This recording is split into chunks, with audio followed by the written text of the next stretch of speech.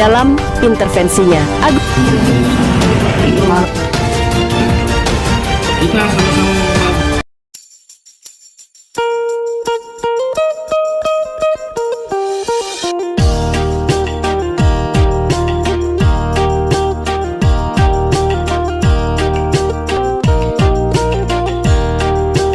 Keluarga besar media, Borneo Sinar TV mengucapkan selamat menunaikan ibadah puasa Ramadan 1447 Hijriah. Semoga amal ibadah kita diterima Allah Subhanahu wa taala.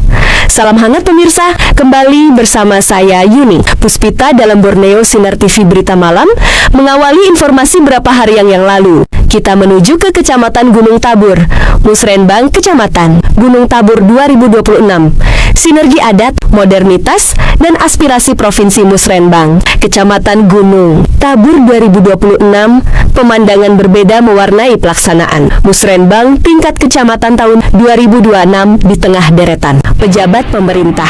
Kehadiran Pangeran Hadiningrat beserta jajaran Dewan Adat Kesultanan Gunung Tabur menjadi simbol kuat bahwa pembangunan fisik di bumi Batiwakal tidak boleh lepas dari kedaulatan kultural. Forum ini menghimpun sebanyak 378 usulan pembangunan dari 10 kampung dan 1 yang menyampaikan sedikit unek-unek. Sebenarnya kalau kita melihat dari undangan ini adalah berkaitan dengan pembangunan pemerintah. Tapi izinkan Pak, kebetulan undangan saya ini hanya selaku Ketua Dewan Adat. Pak Aziz saya khusus berbicara adat. Syukur alhamdulillah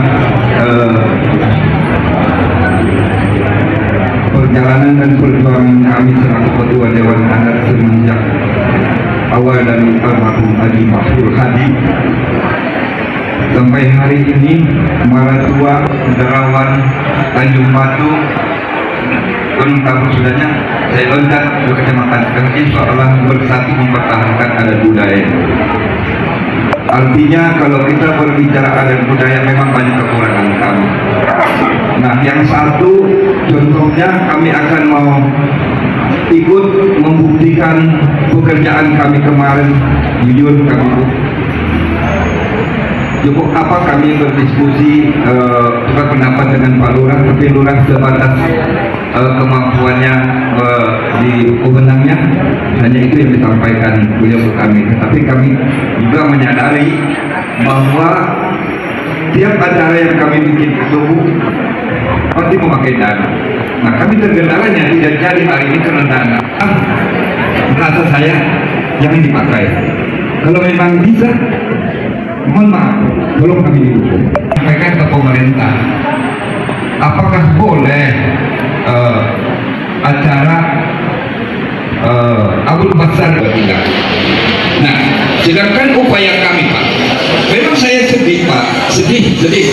Mudah-mudahan bapak-bapak yang datang hari ini, hadir hari ini, kita berbicara dewasa. Sedikit yang disampaikan Bapak Sekda tadi, kemarin maksudnya Pak, kami berani berbicara di sini karena kami punya alasan adalah agenda berponding.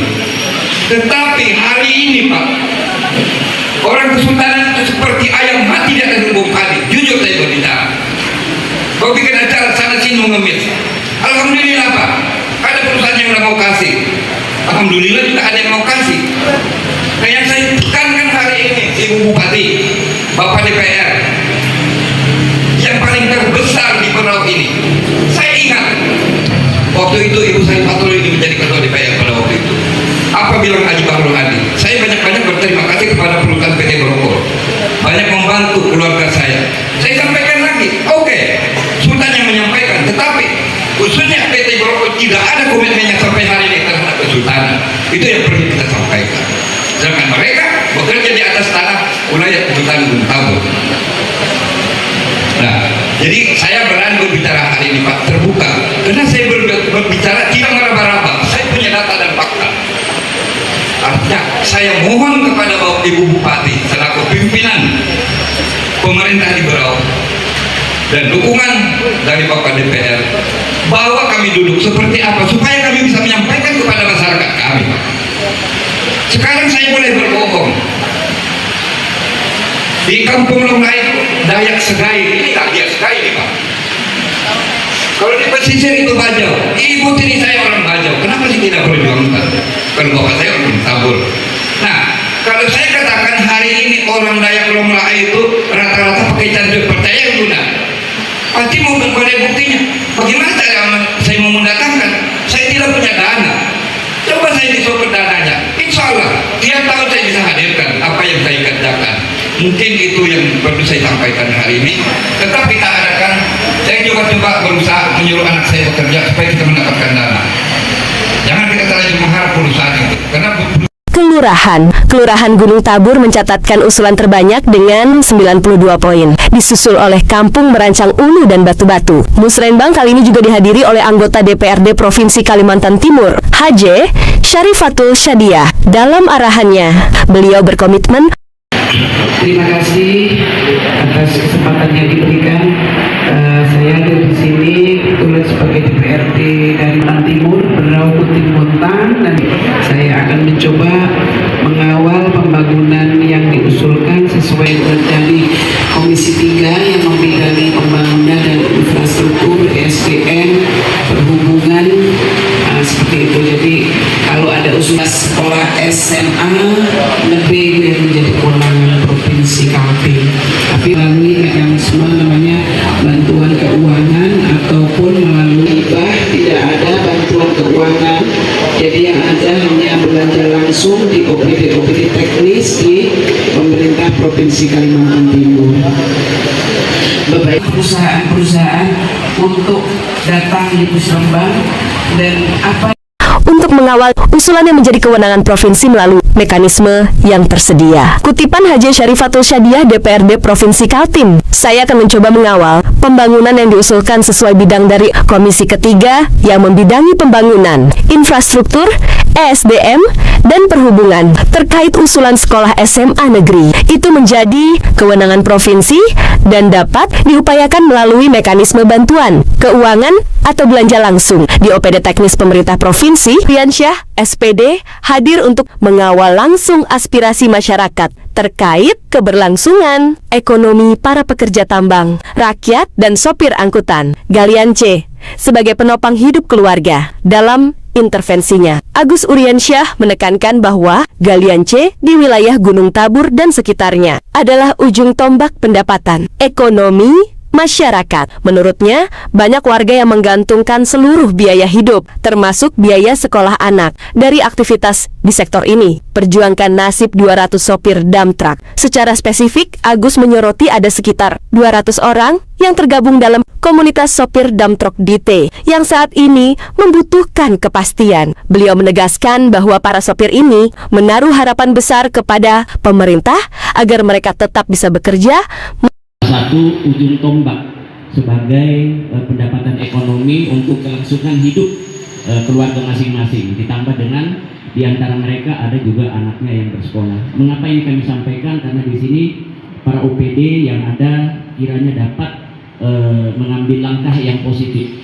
Jangan ini sampai berlarut-larut. Sudah ada kurang lebih 200 komunitas supir DT yang ingin mendapatkan perhatian penuh terhadap sulitnya mencari nafkah tanpa hambatan yang berlarut-larut. Mengapa ini kami sampaikan? Karena di sini ada para OPD yang hadir, kiranya dapat mengambil langkah yang positif. Jangan sampai masalah ini berlarut-larut karena menyangkut kelangsungan hidup keluarga mereka. Tegas Agus di hadapan peserta Musrenbang. Junior Simas juga menegaskan bahwa meski terjadi efisiensi anggaran, pemerintah tetap mengawal 18 program prioritas. Dalam keadaan terbatas, bertahan dalam keadaan penuh dinamika, maka dia bisa melewati kesulitan itu dan menjadi orang yang sukses. Itu harus menjadi patokan untuk kita semuanya. Dinamika anggaran yang ada saat ini adalah merupakan cobaan untuk kita semua. Dikatakan, saya harus syukuri. Karena kalau kita akan selalu terbiasa berada dalam kondisi yang dengan kesulitan. Kita harus memikirkan, berinovasi, berkreasi keinginan kita dengan kerja keras.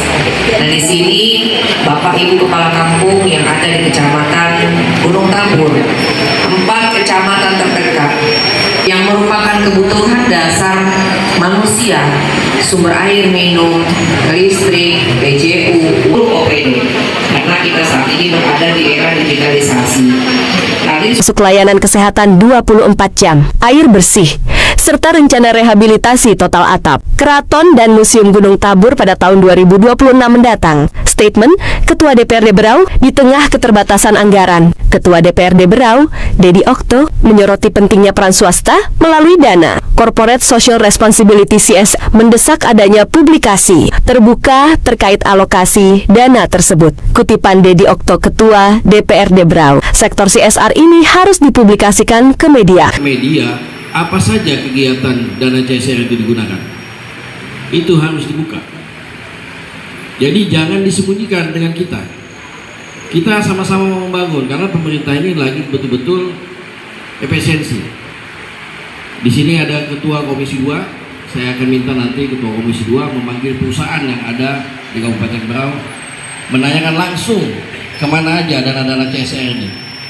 Apakah memang betul-betul ke masyarakat kita? Karena selama ini saya lihat dana CSR itu selalu ditutupin.